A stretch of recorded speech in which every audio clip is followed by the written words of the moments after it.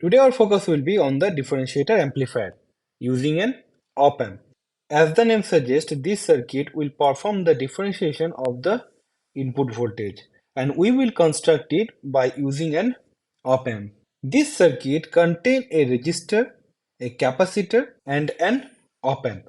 In my previous video, I already demonstrated the circuit of op-amp with only resistance and how to calculate the output voltage of that particular circuits. Now we will explore op-amp circuit involving capacitors and we need to figure out the output voltage V0. To begin, we need to know the current equation of the capacitor. We all know this is the symbol of the capacitor C. If this voltage is V1, this voltage is V2, then we can write down I equal to C into dV by dt. Okay. If the direction of the current is this side, then we can write down I equal to C into dV1 minus V2 divided by dt. Okay. So now we will use this current equation to calculate the output voltage V0. Let's assume this point is point A. Now let's apply KCL at point A. You can see this one is the ground, right? So due to the virtual ground, we will get the voltage at point A is 0. Okay. So now applying KCL, we will get 0 minus V0 divided by R. Okay. This current plus C into D0 minus Vi divided by dt equal to 0. Why 0 minus Vi? As I assume the current will go from this direction to this direction. So let's solve this equation. So we will get minus V0 by R equal to minus C into D of minus Vi by dt equal to V0 equal to minus of RC dVi by dt. So this will be the equation of the output voltage of a differentiator. And you can see here the output voltage V0 is equal to minus RC into dVi by dt. That means we are doing the differentiation of the input voltage Vi.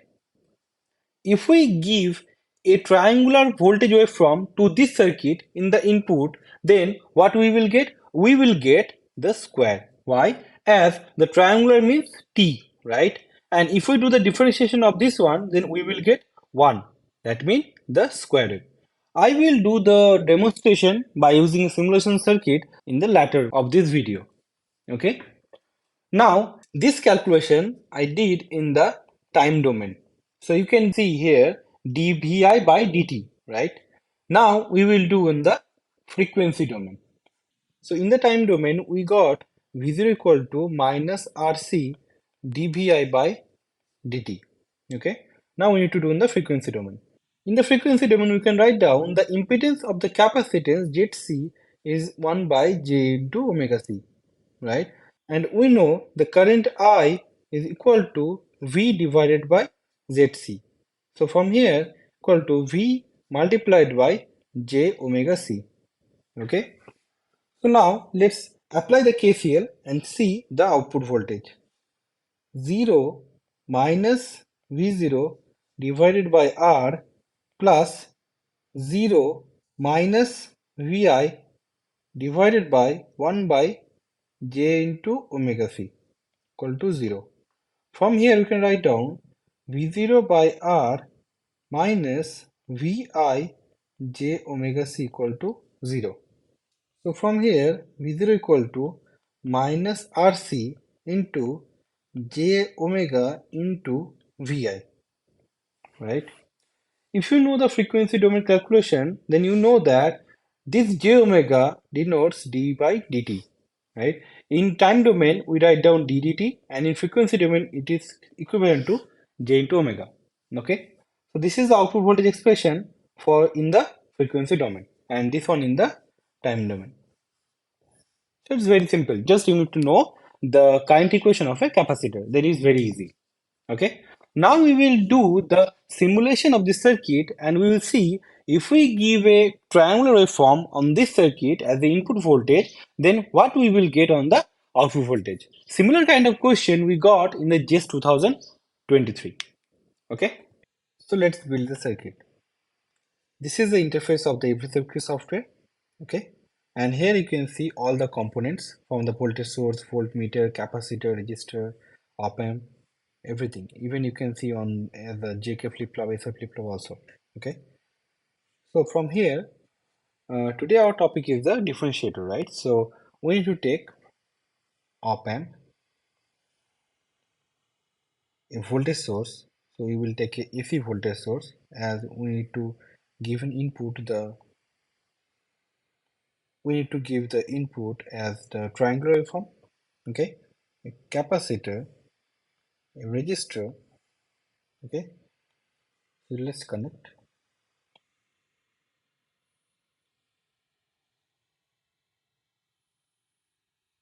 and we need to ground all of the components.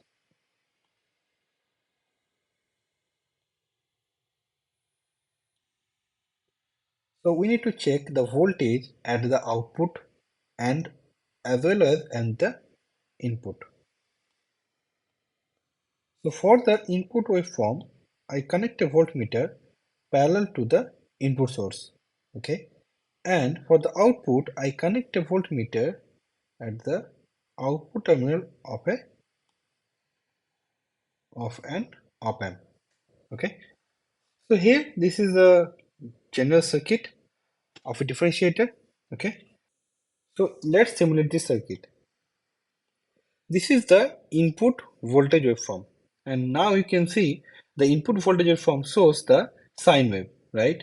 But what we need to do, we need to make it as a triangular wave. So just change it. First, we need to make it as a square wave. So you can see here low 0 volt, high 1 volt, right?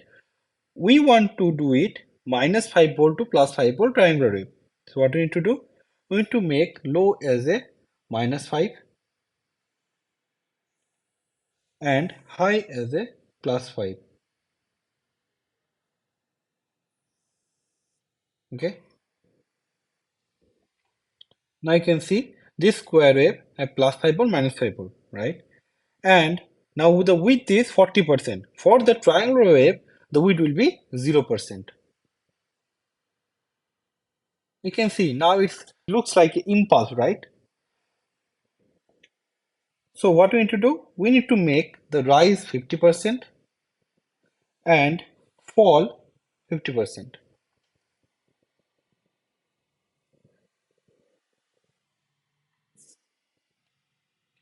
Now you can see we have a triangular wave where the input voltage of the triangular wave, the max is plus 5 volt, minimum is the minus 5 volt, okay? And the frequency is 1 kilohertz. We can change the frequency by changing the time period. So let's make the time period 10 microsecond, and the frequency you can see is the 100 kilohertz, okay? So we already get our desired input voltage waveform. Now let's see the what is the output voltage. So this voltmeter indicates the output voltage, right? So just check this voltage. Here you can see the output voltage is the square wave, right?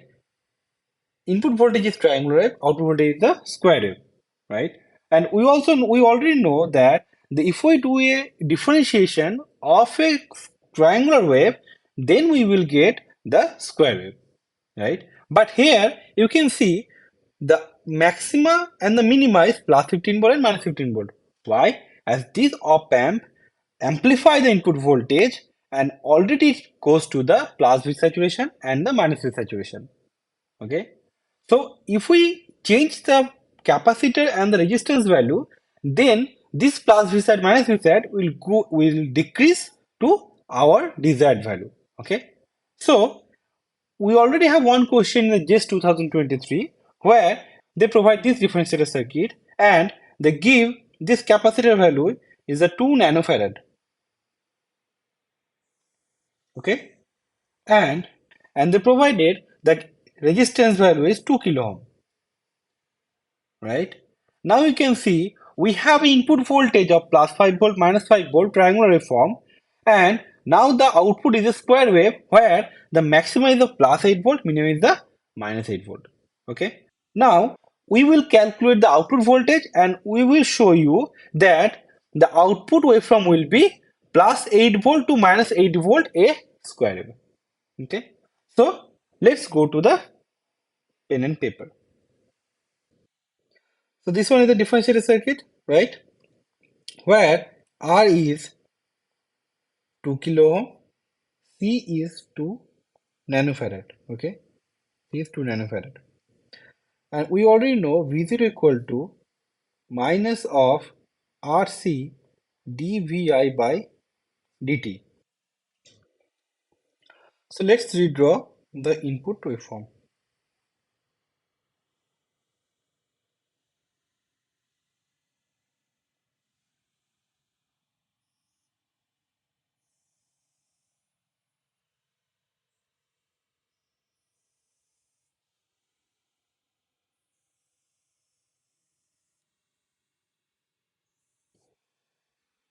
This one we can write down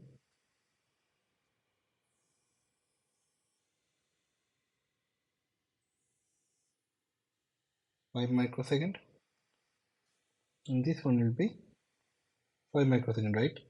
So from here we can write down this time will be 2.5 microsecond and this time will be 2.5 microsecond, right?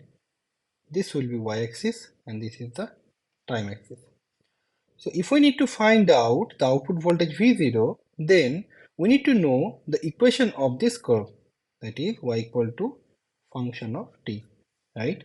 So we can write down y equal to function ft is equal to, this is a straight line passing through the origin, right? So from here we can write down m multiplied by t. We just need to find out the value of m. So what we need to do? Y2 minus y1 by t2 minus t1, where this point is the y2 is, this is the plus 5 volt, this is 0, okay, and this is minus 5 volt, right? So from here you can write down this point is 5, sorry, the x will be first, 2.5 comma 5, and this point will be 0 0, right? So we can write down 5 minus 0 divided by 2.5 minus 0 multiplied by t. So here you can write down y equal to 2 into t, right? So if we just put this value in this equation, we can write down minus r into c multiplied by d by dt into 2 into t. Here the value of r and c is 2 into 2, right? So we can write down 2 multiplied by 2 equal to 4, and here is 2, that will be the 8, okay? And there is nanofarad, so nanofarad means 10 to the power minus 9, kilo ohm means 10 to the power 3, okay? And this one you can see is the microsecond, right? So this one it will be 10 to the power 6. Why? As this one is the time is the 2.5 microsecond. So here, if we just write down, the y will be 2.22t multiplied by 10 to the power 6. So here it will be also 10 to the power 6.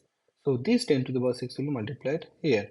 So you can see this 3 will be cancelled out and we will get plus 8 volt, right?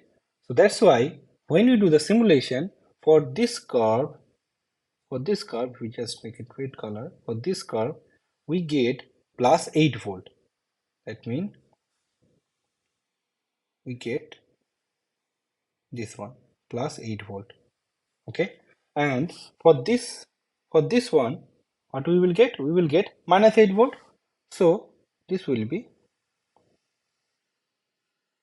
minus 8 volt. This up to this one is the minus 8 volt, and after this one also it will go to the plus 8 volt, right? So you can see here the blue one is the input voltage, is the plus 5 volt minus 5 volt, and the green one is the output voltage, that is the plus 8 volt minus 8 volt. So now you can see the simulation result is completely matched with the our calculations. Okay, so that's all for the differentiator amplifier. Okay, our next topic will be integrator. Today our focus will be on the integrator amplifier using a op amp. This circuit also consists of a capacitor, resistor and an op amp. Okay, so in our last video we already calculated the output voltage of the differentiator circuit, where we also have a capacitor, resistor and an op amp. So the calculation will be the same. What we need to do? We need to calculate the output voltage by applying KCL at point A. Okay, and we already know the capacitor current equation is I equal to C into dV by dt. So let's start. Applying KCL at point A, we can write down 0 minus Vi divided by R plus C into d by dt 0 minus V0 equal to 0. From here we can write down Vi by R equal to minus this one minus C d 0 minus V0 by dt. From here we can write down V0 equal to minus 1 by RC integration Vi into dt. So from the output expression, you can see here this circuit, the output voltage is consist of an integration of the input voltage. That's why you call it as a integrator amplifier. And why this is amplifier? By choosing the R and C such that this term will be greater than 1. So we can get V0 will be greater than VR. So this will be amplify the input voltage. Okay. So this calculation I did in the time domain. Okay. Similar calculation we can do in the frequency domain also. So let's start in the frequency domain. So the impedance ZC, we can write down 1 by j omega c. Okay. So just apply KCL at point A, we can write down 0 minus Vi divided by R plus 0 minus V0 divided by 1 j into omega is equal to 0. Okay. So from here we can write down Vi by R is equal to minus V0 into j omega c. Okay. From here we can write down V0 equal to minus 1 by RC into 1 by j omega multiplied by Vi. This 1 by j omega in the frequency domain indicates integration in the time domain. This kind of thing you will know when you will do the Fourier transform or the Laplace transform. Now we will give the input voltage a square wave and we need to see what will be the output voltage V0. We will do this one in a simulation circuit. So let's go to the simulation software. So here you can see this is the simulation of the integrator circuit. Okay, this voltmeter will check the output voltage. This voltmeter will check the input voltage. So in the plot, you can see the green one is the input voltage and the triangular one, the blue one is the output voltage.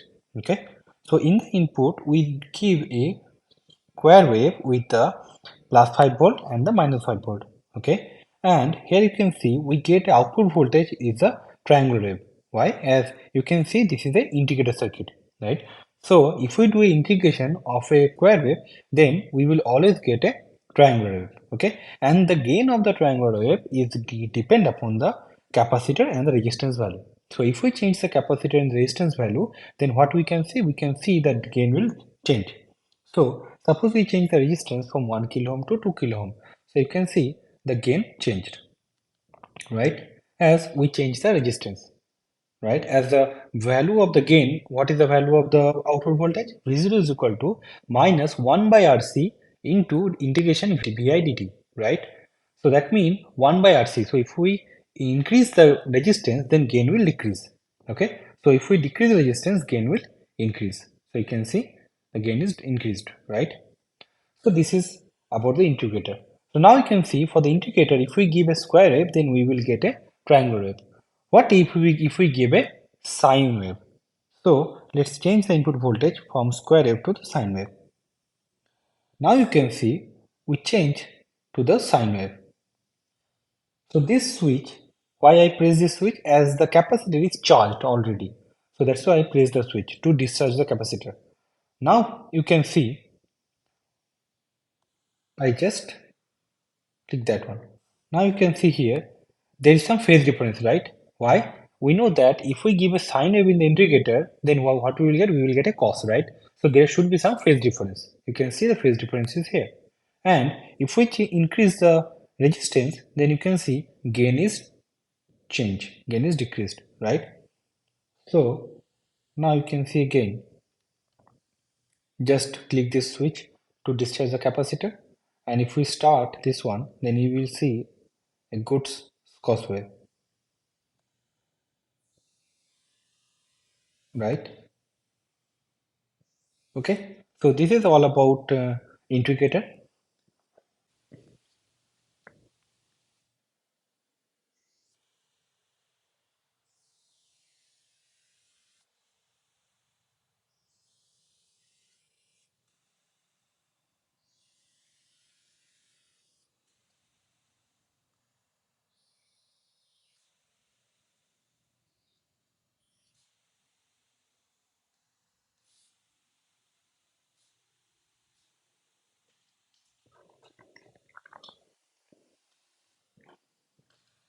So today our new topic is Kirchhoff's current law or KCL.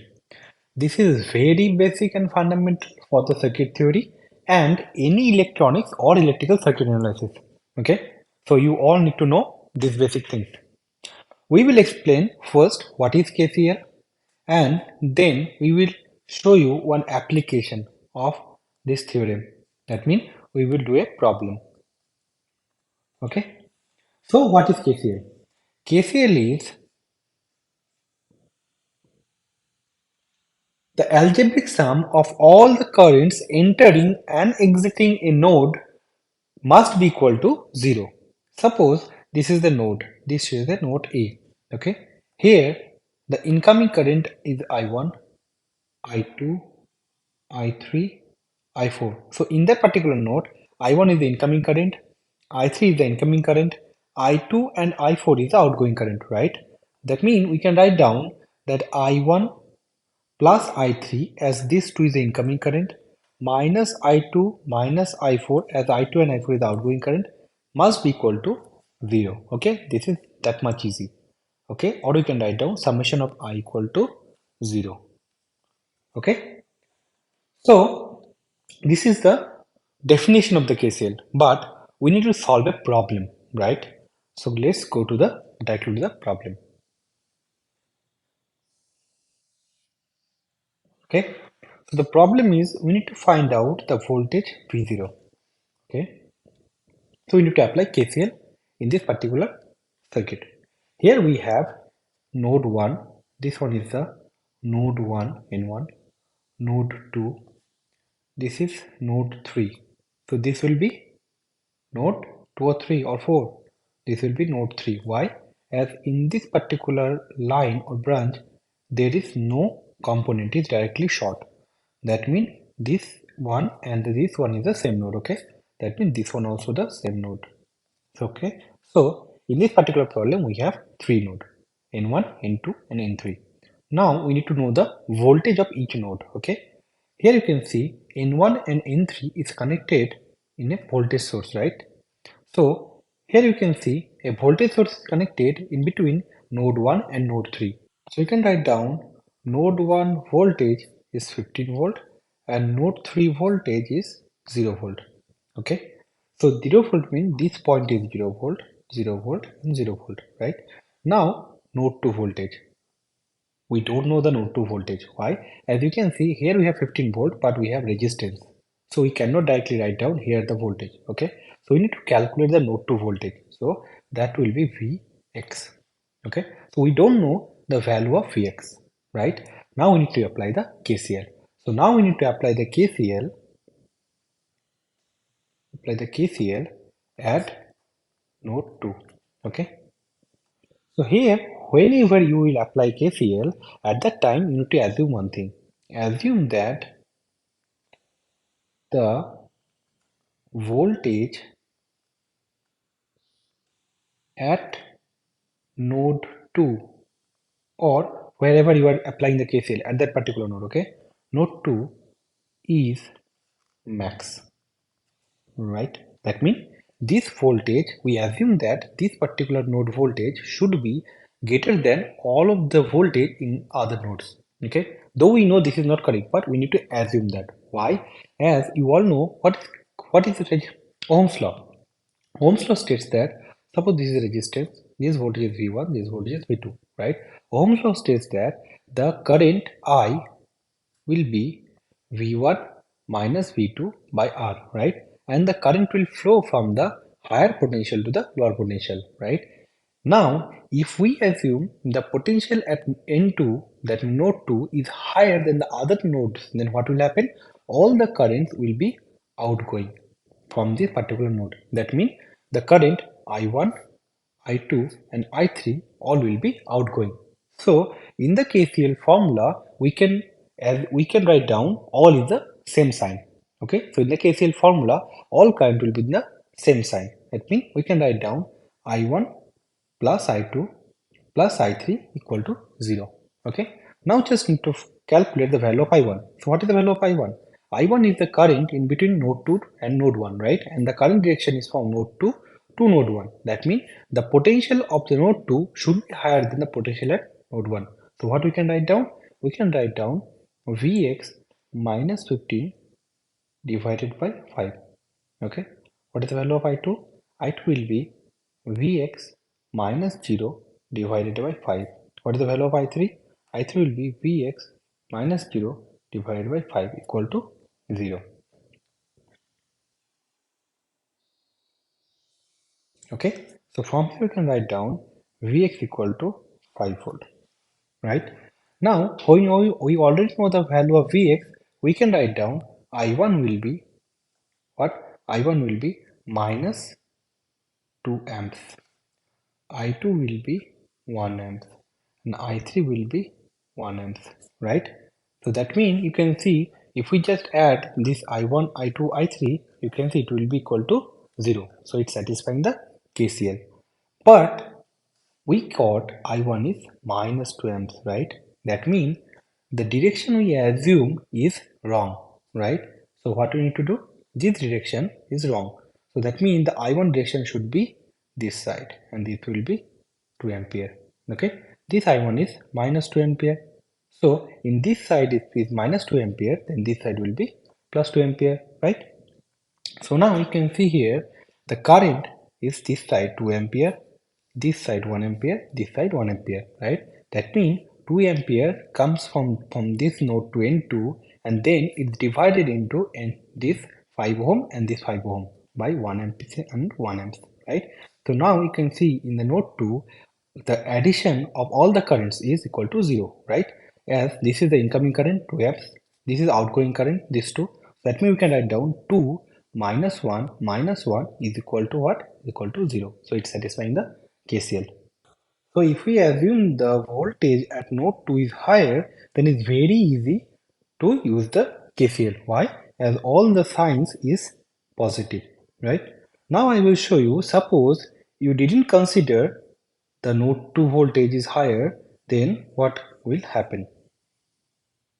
I didn't say that you cannot do that one. You can do that one, but it will be a little bit difficult. Okay, so let's redraw the circuit.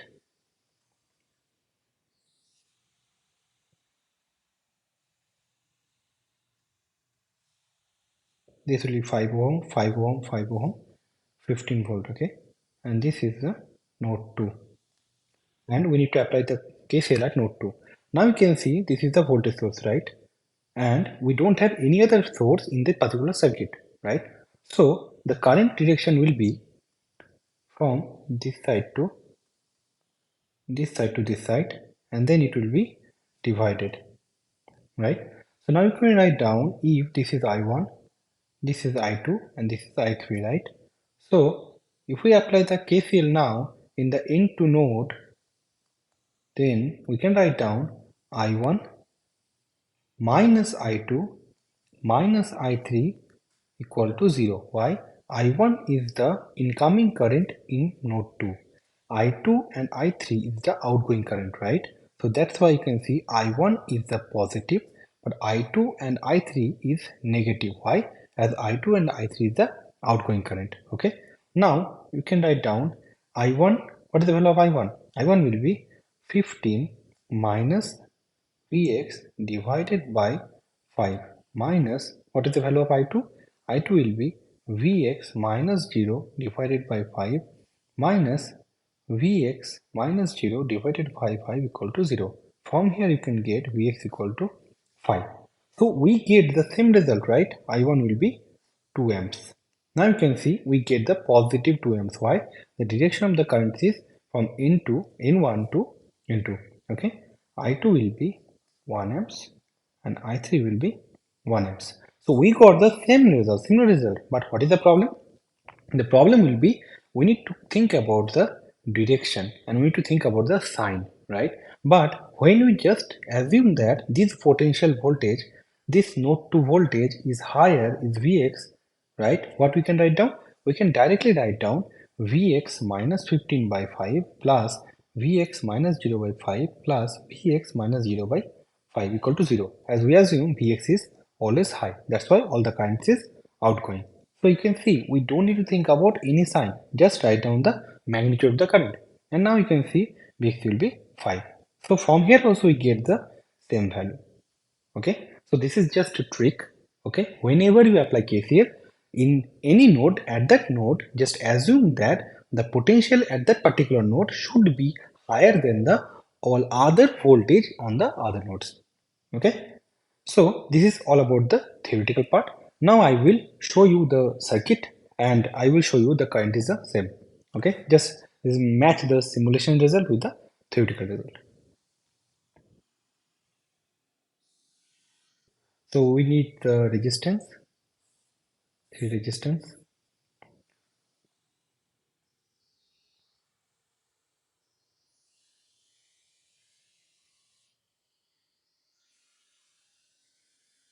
and we need a voltage source, right? And the voltage source value is how much? 15 volt.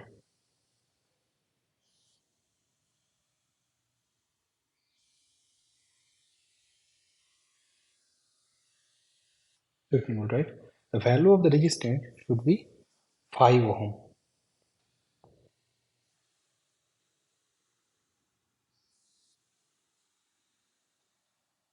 Just going to calculate the voltage of this one, right?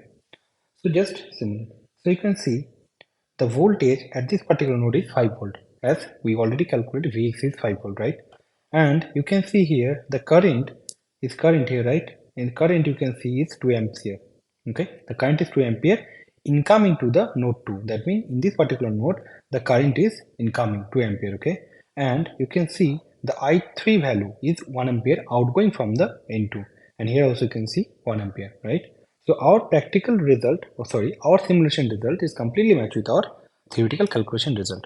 Okay, and you can see here this node voltage is 15 volt in one, this node voltage is 5 volt in two, and this particular node you can see all is connected in the together, right? And you can see these three potential is 0 volt. Okay, so this is all about KCL. So in our next video we will start the uh,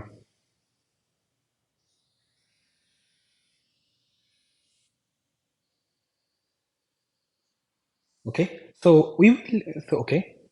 Now we will use the same circuit, but we will apply the KVL. Okay. If we apply KVL, we should get the same result as just the theorem is the different, but the data should be the same. The output should be the same.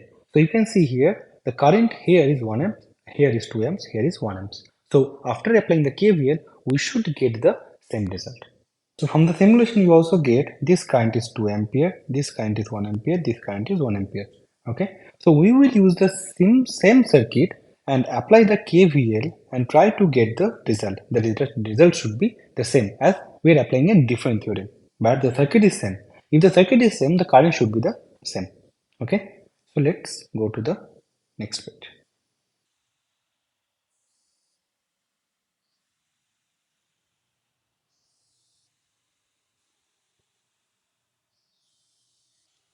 So what is KVL?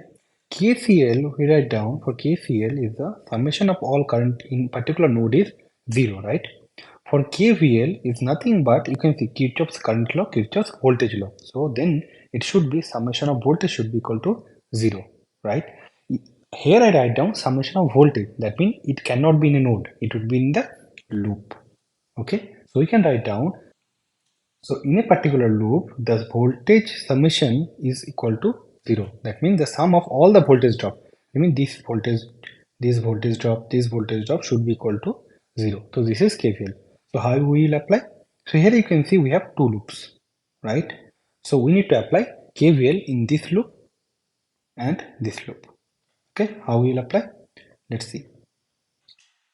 So here we have two loops. This is the loop 1. You can write down loop 1 and this is the loop 2, right? Just like in the KCL, we assume the node voltage, right? Here we will assume the loop current, okay? So here we assume this loop current is I1 and this loop current is I2, okay? At the KCL, we told you that whenever we apply the KCL, the node voltage should be max, right? Here also I say the same thing. Whenever we will apply KVL, the loop current will be high at that particular loop, okay? So now applying KVL in this particular loop, okay? So what we will get? We will get 15. This is the voltage drop as this current is this direction, right? So that means current is going from here to here. And what will be the value of current is I1, okay? So this will be the voltage drop. And in this particular 5 ohm, the current will go from this direction is I1. And for this loop, the current is going in the direction, that means I2. Okay, so we can write down 15 is this is plus, this is minus, right? And then you can say minus, plus, plus, minus. So current, the sign should be opposite. Minus 5 into I1. Okay, minus 5 into what? I1 minus I2. Why? As we assume that in this particular loop I1 is high.